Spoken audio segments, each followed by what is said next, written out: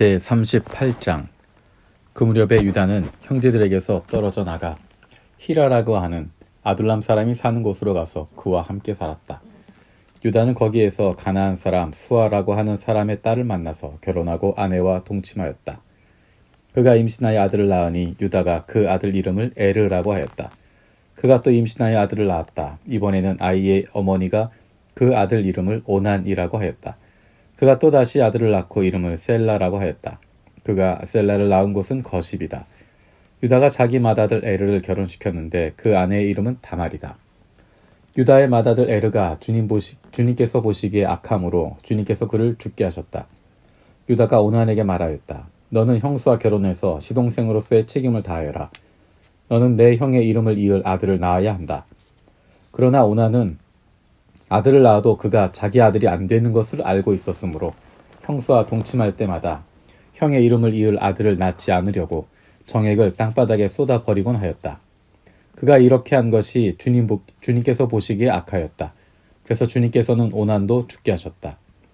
유다는 자기의 며느리 다말에게 말하였다. 나의 아들 셀라가 다 클 때까지 너는 내 친정 아버지 집으로 돌아가서 과부로 살고 있거라. 유다는 셀라를 다말에게 주었다가는 셀라도 제 형들처럼 죽을지 모른다고 생각하였다. 그 뒤 오랜 세월이 지나서 수아의 딸 유다의 아내가 죽었다. 곡을 하는 기간이 끝났을 때 유다는 친구 아둘람 사람 히라와 함께 자기 양들의 털을 깎으러 딥나로 올라갔다. 다말은 너의 시아버지가 양털을 깎으러 딥나로 올라간다 하는 말을 전해 듣고서 과부의 옷을 벗고 너울을 써서 얼굴을 가리고 딥나로 가는 길에 있는 에나임 어귀에 앉았다. 그것은 막내 아들 셀라가 이미 다 컸는데도 유다가 자기와 셀라를 짝지어주지 않았기 때문이다. 길을 가던 유다가 그를 보았지만 얼굴을 가리고 있었으므로 유다는 그가 창녀인 줄 알았다. 그래서 유다는 그가 자기 며느리인 줄 모르고 길가에 서 있는 그에게로 가서 말하였다. 너에게 잠시 들렀다가 가마. 자, 들어가자. 그때 그가 물었다. 저에게 들어오시는 값으로 저에게 무엇을 주시겠습니까? 유다가 말하였다. 나의 가축대에서 새끼 염소 한 마리를 보내마. 그가 물었다. 그것을 보내실 때까지 어떤 물건이든지 담보물을 주시겠습니까? 유다가 물었다. 내가 너에게 어떤 담보물을 주랴? 그가 대답하였다. 가지고 계신 도장과 허리끈과 가지고 다니시는 지팡이면 됩니다.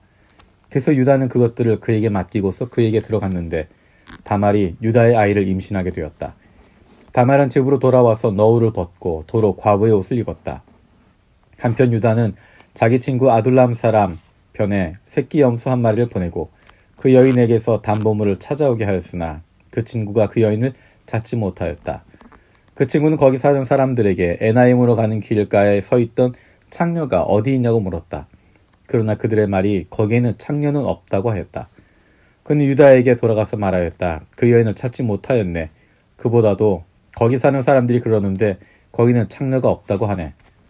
유다가 말하였다. 가질 테면 가지라지. 잘못하다가는 창피만 당하겠네. 어찌하였든지 나는 새끼 염소 한 마리를 보냈는데 다만 자네가 그 여인을 찾지 못한 것뿐일세. 석 달쯤 지난 다음에 유다는 자기의 며느리 다말이 창녀짓을 하여 임신까지 했다는 소문을 들었다. 유다가 명하였다. 그를 끌어내서 화형에 처하여라. 그는 끌려 나오면서 시아버지에게 전가를 보냈다. 저는 이 물건 임자의 아이를 배웠습니다. 하고 말하였다. 다말은 또 말을 계속하였다. 잘 살펴보십시오. 이 도장과 이 허리끈과 이 지팡이가 누구의 것입니까? 유다는 그 물건들을 알아보았다. 그 아이가 나보다 옳다. 나의 아들 셀라를 그 아이와 결혼시켰어야 했는데 하고 말하였다. 유다는 그 뒤로 다시는 그를 가까이 하지 않았다. 다말이 몸을 풀 때가 되었는데 태 안에는 쌍둥이가 들어있었다.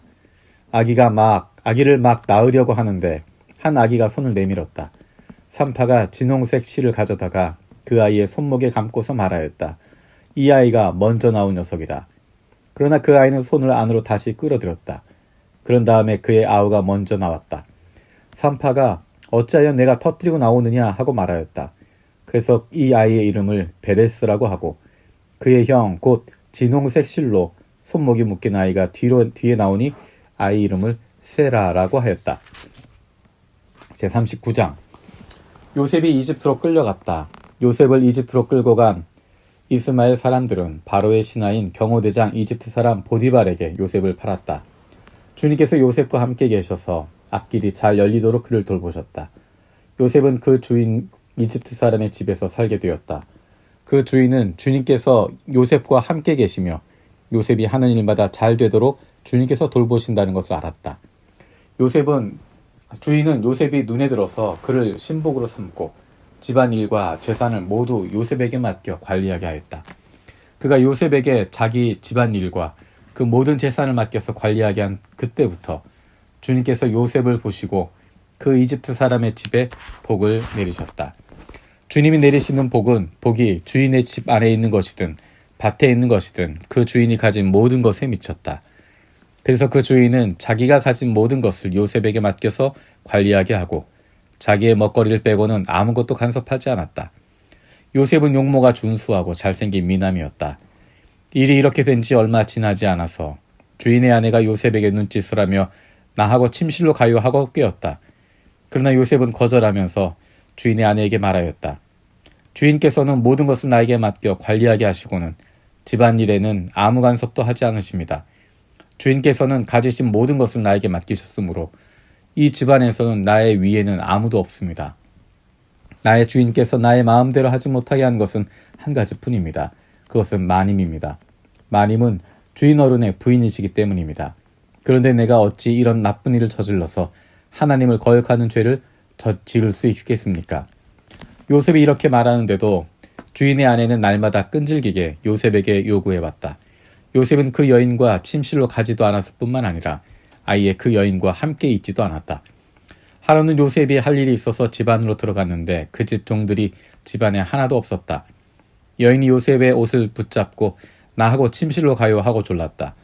그러나 요셉은 붙잡힌 자기의 옷을 그의 손에 버려둔 채 뿌리치고 집 바깥으로 뛰어나갔다. 여인은 요셉이 그 옷을 자기의 손에 버려둔 채 집 바깥으로 뛰어나가는 것을 보고 일하는 종들을 불러다가 말하였다. 이것 좀 보아라.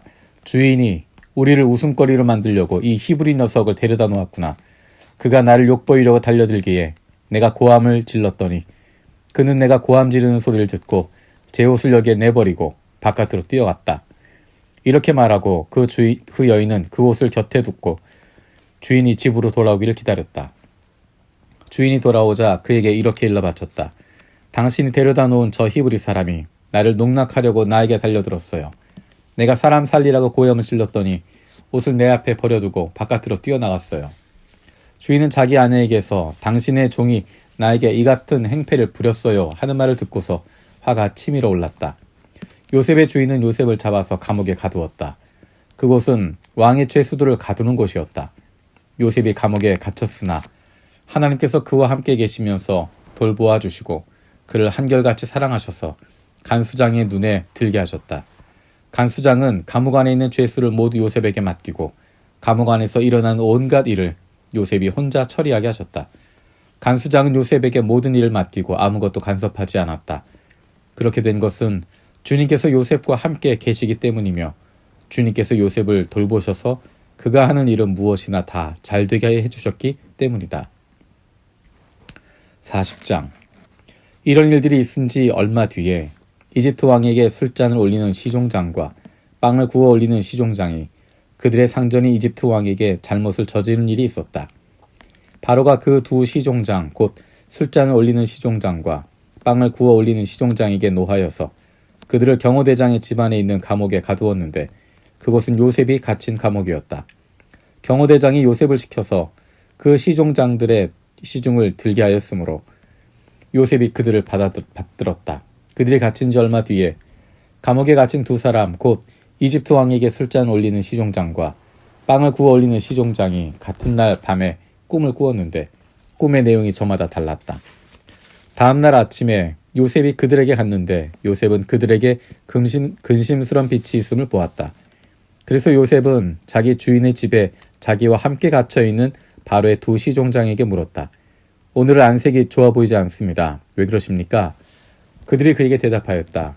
우리가 꿈을 꾸었는데 해몽할 사람이 없어서 그러네. 요셉이 그들에게 말하였다. 해몽은 하나님이 하시는 것이 아닙니까? 나에게 말씀하여 보시기 바랍니다. 술잔을 올리는 시종장이 자기가 꾼 꿈 이야기를 요셉에게 하였다.